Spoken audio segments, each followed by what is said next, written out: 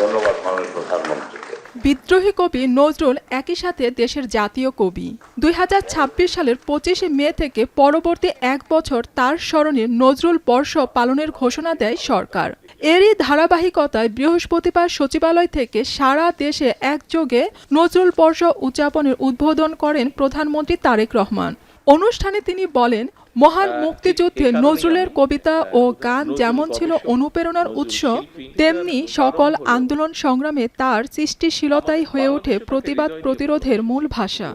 আর তাই জাতীয় কবির জীবন ও কর্মের সঙ্গে নতুন প্রজন্মের সম্পর্ক আরো গভীর ও নিবিড় করতে নজরুল বর্ষ উদযাপন করছে সরকার।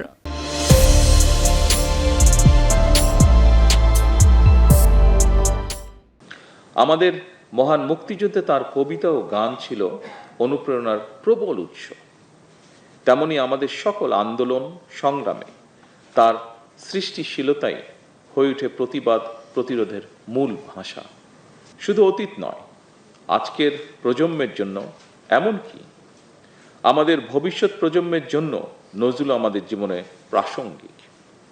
এ কারণেই আমাদের জাতীয় কবির জীবন ও কর্মের সঙ্গে গণমানুষ, বিশেষ করে বর্তমান প্রজন্মের সম্পর্ক আরো গভীর ও নিবিড় করার লক্ষ্যে নানা আয়োজনে নজরুল বর্ষ শুরু করা হয়েছে। একটি নিরাপদ রাষ্ট্র গঠনে তার সরকারের প্রচেষ্টার কথা উল্লেখ করেন প্রধানমন্ত্রী। বলেন, শুধু মানুষের নিরাপত্তা নয়, কোনো প্রাণীই যেন হিংস্রতার শিকার না হয় সে ব্যাপারে সরকার সচেষ্ট।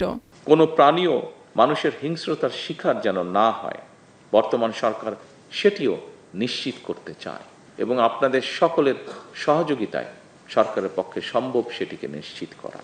জাতীয় কবি কাজী নজরুল ইসলামের জীবন, কর্ম, সাহিত্য, সঙ্গীত, দর্শন এবং মানবিক চেতনাবোধের প্রতি গভীর শ্রদ্ধা জানিয়ে আনুষ্ঠানিকভাবে আমি নজরুল বর্ষ 2026-2027 এর বছরব্যাপী কর্মসূচির আনুষ্ঠানিক উদ্বোধন ঘোষণা করছি।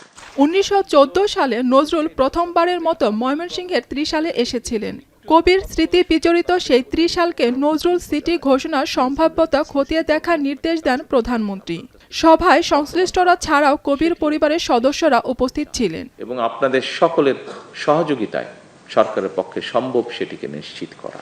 জিনাত জান কবির, এখন, ঢাকা।